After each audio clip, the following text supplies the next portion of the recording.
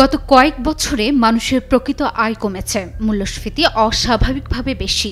তার উপর চলতি বছরে বাড়ানো হয়েছে ভ্যাট এবং শুল্ক, তাই কমেছে ব্যবসায় বিনিয়োগ, যার দরুন ব্যবসায়ীরা কর্মসংস্থান সৃষ্টির পরিবর্তে তাদের প্রতিষ্ঠানগুলোতে কর্মসংখ্যা কমানোর পরিকল্পনা করছে। দেশের সার্বিক মূল্যস্ফীতি ছাড়িয়ে 2 অঙ্কের ঘর। এমন পরিস্থিতিতে শুল্ক ও কর বাড়িয়েছে সরকার। ভ্যাট এবং শুল্ক বাড়ানোয় বিপদে পড়েছে ছোট বড় প্রতিষ্ঠানগুলো। বর্তমান পরিস্থিতি আমাদের দেশের উদ্যোক্তাদের জন্য এক কঠিন চ্যালেঞ্জ হয়ে দাঁড়িয়েছে। ভ্যাট ও সুদের হার বৃদ্ধি এবং অন্যান্য অর্থনৈতিক সংকটের কারণে ব্যবসা পরিচালনা ব্যবসায়ীদের জন্য কঠিন হয়ে উঠছে, যার কারণে কর্মী ছাঁটাইয়ের মতো সিদ্ধান্ত নিতে হচ্ছে প্রতিষ্ঠানগুলোকে। গত কয়েক মাসে ব্যাংক ঋণের সুদ বাড়িয়ে 15% করেছে। এই সুদের হার ব্যবসায়ীদের জন্য বড় এক বাধা হয়ে দাঁড়িয়েছে, যার ফলে বিনিয়োগের প্রতি উদ্যোক্তাদের আগ্রহ কমে গেছে। এছাড়া বর্তমান রাজনৈতিক পরিস্থিতি ও শ্রম অসন্তোষের কারণেও কমেছে বিনিয়োগ।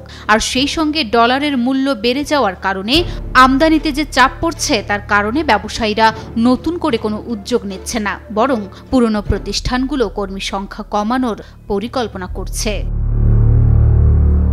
সুদহার বৃদ্ধির পাশাপাশি গত কয়েক মাসে ভ্যাটেরও বাড়তি চাপ পড়েছে ব্যবসায়ীদের উপর। প্রয়োজনীয় পণ্য সহ শতাধিক পণ্য ও সেবায় ভ্যাট বাড়ানোর সিদ্ধান্ত নিয়েছে সরকার। এর মধ্যে গুঁড়া দুধ, বিস্কুট, ফল এবং সাবান সহ বেশ কিছু সাধারণ পণ্য অন্তর্ভুক্ত। ব্যবসায়ীরা এতে আরও বেশি চাপের মধ্যে পড়েছেন। 250-টিরও বেশি ডিজাইন অপশন নিয়ে ওয়ালটন স্মার্ট ফ্রিজ, বোঝে আপনার প্রয়োজন। তবে শুধু ভ্যাটই নয়, ডলারের উচ্চ মূল্য, জ্বালানি সংকট এবং গ্যাসের দাম বাড়ানোর সিদ্ধান্তও ব্যবসায়ীদের জন্য বড় বিপদ হয়ে দাঁড়িয়েছে। ব্যবসায়ীরা এখন ঋণপত্র খুলতে, পণ্য আমদানি করতে, এমনকি চলমান প্রতিষ্ঠানটিও টিকিয়ে রাখতে পারছেন না। জুলাই গণ অভ্যুত্থানের পর ব্যাংকগুলোও এখন বিপদে। ঋণ প্রবাহ কমে এসেছে এবং 11টি ব্যাংক ইতোমধ্যে নতুন ঋণ প্রদান করা বন্ধ করে দিয়েছে। এর ফলে ব্যবসায়ীদের কাছে নতুন অর্থের প্রবাহ বন্ধ হয়ে যাচ্ছে, যার কারণে ব্যাংকগুলো এখন আমানতকারীদের চাহিদা মেটাতে হিমশিম খাচ্ছে।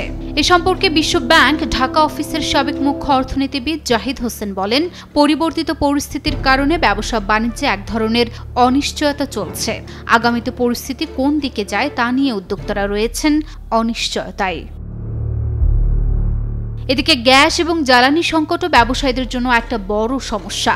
নতুন বিনিয়োগ তো দূরের কথা, পুরনো ব্যবসা চালিয়ে যেতেই অনেকের হিমশিম অবস্থা। অর্থনীতিবিদ সহ অনেকেই বলছেন, সরকার রাজস্ব বাড়াতে ভ্যাট ট্যাক্স বাড়ানোর সিদ্ধান্ত নিলেও এতে রাজস্ব আরও কমে আসার আশঙ্কা রয়েছে। বেসরকারি গবেষণা প্রতিষ্ঠান পলিসি রিসার্চ ইনস্টিটিউটের চেয়ারম্যান ডক্টর জাইদি সাত্তার মনে করেন, সম্পূরক শুল্ক ভ্যাটের হার বাড়িয়ে রাজস্ব আয় বাড়ানো সম্ভব নয়। তিনি মনে করেন, রাজস্ব আয় বাড়াতে হলে রাজস্বের আওতা বাড়াতে হবে এবং অর্থনৈতিক কর্মকাণ্ড বাড়াতে হবে। খাত সংশ্লিষ্টরা বলছেন, সরকার যদি দ্রুত পদক্ষেপ না নেয় তাহলে শুধু ব্যবসায়ীরা নয়, দেশের অর্থনীতি ও সাধারণ মানুষও এর পরিণতি ভোগ করবে। এই সংকট থেকে উত্তরণের জন্য ব্যবসায়ীদের সহায়তা এবং কার্যকরী পদক্ষেপের প্রয়োজন। সরকার কিভাবে এই সংকটের মোকাবেলা করবে এবং দেশের শিল্প খাতকে বাঁচিয়ে রাখবে তা দেখার জন্য সবার দৃষ্টি এখন সরকারের দিকে। লুনা আফরোজ নিপা, নিউজ 24।